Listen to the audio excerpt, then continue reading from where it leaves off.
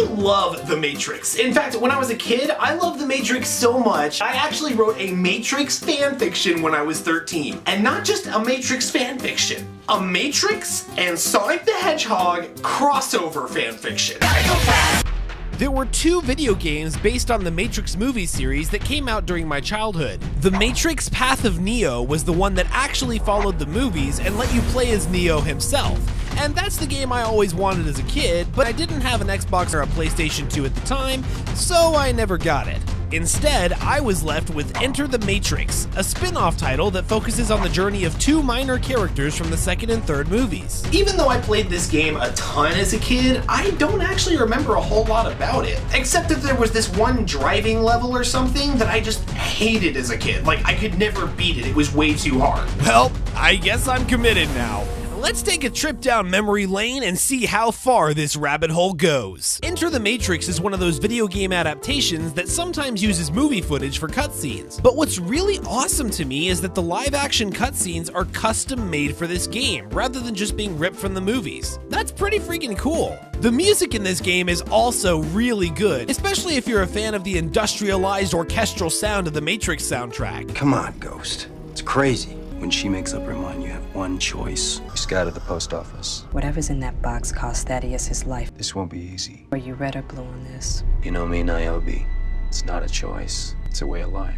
What would it be like if video game characters actually got to the point? This looks dangerous. Yeah, probably. I need your help. Okay. What's this? A character selection screen? You mean I get to choose? Okay, do I want the guy who has no personality and is good with guns, or the girl who has no personality and is good at karate? There's just so many options! Let's start with Ghost. His personality's a ghost. Why do you check your guns? You never know. They get loaded every time the exact same way. Hume teaches us that no matter how Hume.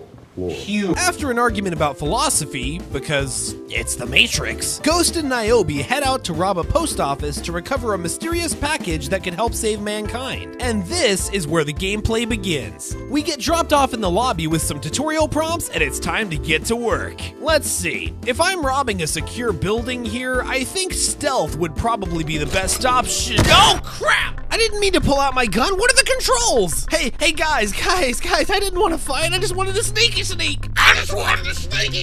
Let's play around with the controls here and see how this game actually works. Now let's see. How do I jump? Oh. That's jumping! Now I'm not gonna lie, this combat is incredible.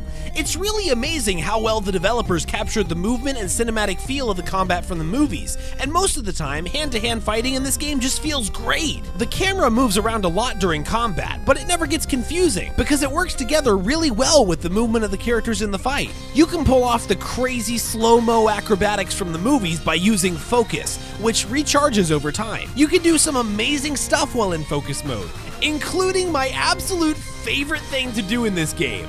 Doing the spinny divey slow-mo gunshot move. You know what I hate when I'm robbing a post office and killing every security guard that stands in my way? Getting poisoned by poison gas. That just really ruffles my rumples.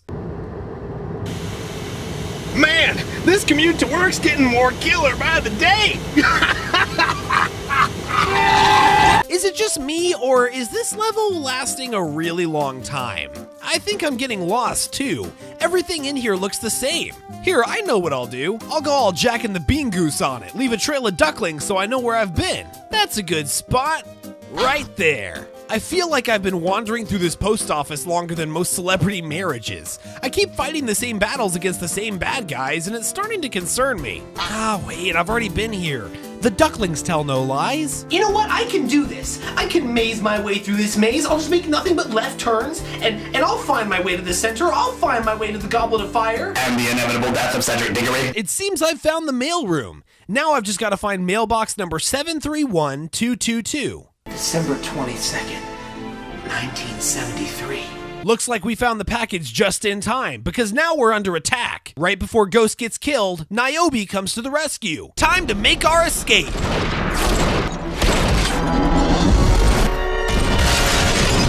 I'm sorry, what? I have no idea, man. You know, I think we've spent just about enough time with Ghost. Let's see what Niobe's up to. Apparently, pretty much the exact same thing.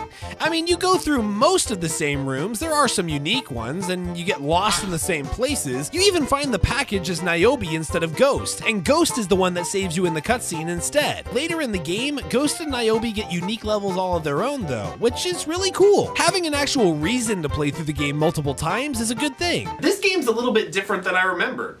Better even. Well, at least there hasn't been a Let's get going. driving level! I remember the driving level being way harder when I was a kid, but honestly, this is pretty easy stuff. Playing as Ghost is pretty much just a rail shooter, and not a bad one at that. The cars that you shoot explode and go flying so spectacularly that it doesn't get old. Well, that's a relief. It looks like I had nothing to worry about. I've got to get away from the agent, but I just can't. I keep falling off of buildings and he's just way too fast. There's gotta be a way for me to escape. There's gotta be a way for me to go faster. Oh! Tell me, Mr. Hedgehog, what good is a phone call if you can't even speak? I have another deal, Sonic said as the man sat back down. How about I give you a loogie and you give me my phone call? Using his incredible speed, he made it back inside before he fell.